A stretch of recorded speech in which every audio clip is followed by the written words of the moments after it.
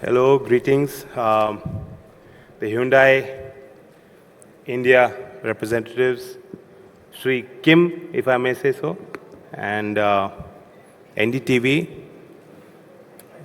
This is a great high-impact partnership, if I may say so. Hyundai is running a Samarth program. I haven't read these recommendations, but I believe they're coming from the right place. And they're coming after a well-researched outreach. NDTV brings a certain visibility, and Hyundai brings a certain social aptitude. I think this is a cause, an issue that personally I can deeply identify with. And it's one of the pillars of the Indian ethos, our societal way of thinking, our social practice. Growth is important. The pace of Indian growth, whether it's in the stock market or it's in the economy, is something that is being talked about throughout the globe. And as India positions itself as an attractive market, as a marketplace, as a producer, as an attractive investment opportunity, as a global competitor, we must also position ourselves as a society that is inclusive, a growth that is inclusive, that reaches all parts of our country, considering our regional requirements, our communities. And a strong aspect of that is looking at those who have been born with something that was referred to as handicaps, but the present government has referred to that community as Divyangs, as being specially abled. So I think this is an aspect which is very important, and I think our para-athletes in particular are playing a vital role. Sports is competitive. Sports helps all of us, the viewers, people who are cheerleaders for the sports persons, people who in our imagination can put ourselves on the field when we watch a sports person perform. For all of us, our sports champions help us reach the highest of our imagination. I remember as a young man, in politics I am still a young man, but it's all relative. Watching on the field, when Tendulkar walked out, the cheers of his name, or the Tufan of Dhanraj Pillai, his speed when he was running on the hockey field. Those are times when you could feel your goosebumps, and you could feel great cheering for Indian sports persons who are competing at the global stage. I felt the same tingle, the same sense of warmth, same sense of pride when I saw our Paralympians perform, achieve, and win. I'm so proud that NSDC, National Skill Development Corporation, has actually made Preeti Pal our ambassador. She's won 2 medals for India. She made a record in herself. I visited her village. It's a very small village. And you can imagine when you visit a village, what is the glass ceiling for them? What can they hope to achieve at a moment where the entire village is won? It is not just Preeti Pal who has won. Every villager was with her in the sense of pride and achievement. And I visited her small house, I visited her family. Villagers came and told me, sir, हमारे यहाँ शमशान घाट बनवा दीजिए, हमारे यहाँ तालाब का सौंदर्यीकरण करा लीजिए. The pond, the village pond, is not developed. They don't have a place where they can pay their last respects to people who have died from their village. So these are very base level aspirations that collectively as a nation we must fulfill. And I feel that If Hyundai, NDTV, our corporates of our country come together, they're doing a lot of CSR. Our government, our ministries, if we direct our resources towards uplifting the people, just as a beginning, as a start, from the villages of our sports persons, I think we'll create a new churn in Indian society. We'll create a new aspiration for all young people in our country. I'm an MP who's given my entire MP lad, and you know there are pressures on us. Sir, सड़क बना दीजिए, नाली बनवा दीजिए, पीने का पानी की व्यवस्था नहीं है, विद्युतीकरण नहीं है, सर हमारे कॉलेज में कमरा बनवा दीजिए, कंप्यूटर लैब दे दीजिए. These are all important concerns. I have said I'm going to give my entire MP lad towards creating sports infrastructure. Because I truly believe it is uplifting us. It is helping our young people break through barriers. And there are many barriers. We are not unique in constructing barriers for our own people.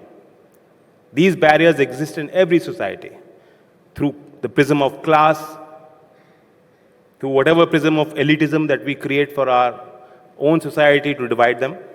But in Indian society, that prism is caste. That prism is urban and rural. And beyond that, it is also class. So there are many barriers that we need to break. I think sports is one platform where people don't care. When we see a champion, we recognize that person's hard work, endurance, talent, we are cheering for them. We don't care where they come from. And that is the spirit where you need to look at our specially abled. It doesn't matter where they are born. It doesn't matter what circumstances they are born with. Their physicality shouldn't matter. So that sense, core sense of humanity, I think sports is a powerful, powerful way of addressing that concern. So I'm so happy that you have done this. I'm in charge of 2 departments which directly deal with our future aspirations. Firstly, this is a government that is not looking at just 5 years. It is want in every politician to win an election and then worry about the next one. This is not our mandate to think about what's going to happen in 25 years. But here we have a government that is enunciating that is communicating that is asking entire country to believe with us, to aspire for that, to think about themselves, think about our society, think about our nation. So it's a forward-looking, aspirational policy and program. And in line with that, our education policy is also a progressive document. We can have combative spirits, which is the basic tenet of democracy, where some states are saying, no, we reject this policy because it is creating a monopoly of language. Those are politically nuanced positions.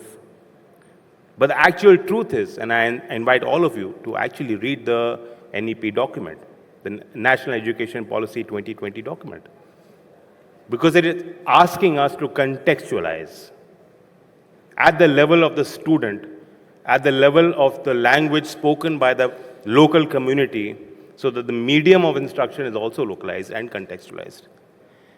It is creating that mandate for us. It is up to us how much we can achieve. We have 22 scheduled languages in our constitutional scheme of things.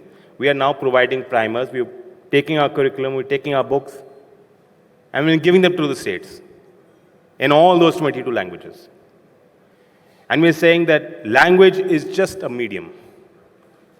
It is the idea that is powerful. It is the thought, it is the desire to innovate, to think beyond boundaries, to break those barriers. If we are able to seed that ability, capability, competence in every student and child of India, that is the way, that is the pathway to a developed country by 2047. So I commend our policy I think it is very progressive. I have a big mandate to fulfill. And as far as looking at the specially abled, looking at developing curriculum, looking at re-engineering our school infrastructure so that everyone can comprehend and be a part of that system. Currently, if you look at it, 78% of our school infrastructure has been re-engineered. There are ramps. There is a capability. It was not there before, but now we are looking at that very progressively.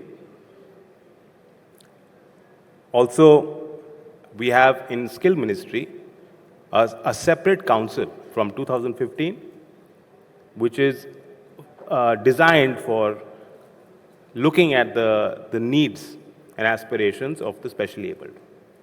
And around 323 curriculum has been prepared by the Skill Council across 28 sectors, 28 important vital sectors of the economy. And they are actually providing skilling programs. 1.7 lakh people have already been given skill training with regards to this curriculum, with regards to these job roles, who come from that background. So these are small steps. I thank Samarth that I'm sure in this document, it's a great looking folder, and they have some good ideas. I'll just say that, we're trying to fulfill the mandate and the belief that you have bestowed on us. George Evans said that, and I believe that every student can learn, not on the same day, not in the same way. I think that is the way in education and skilling we need to look at it throughout the entire ecosystem and embrace people who come from different backgrounds with a different ethic and give them that opportunity to exceed expectations. With that, I thank this gathering.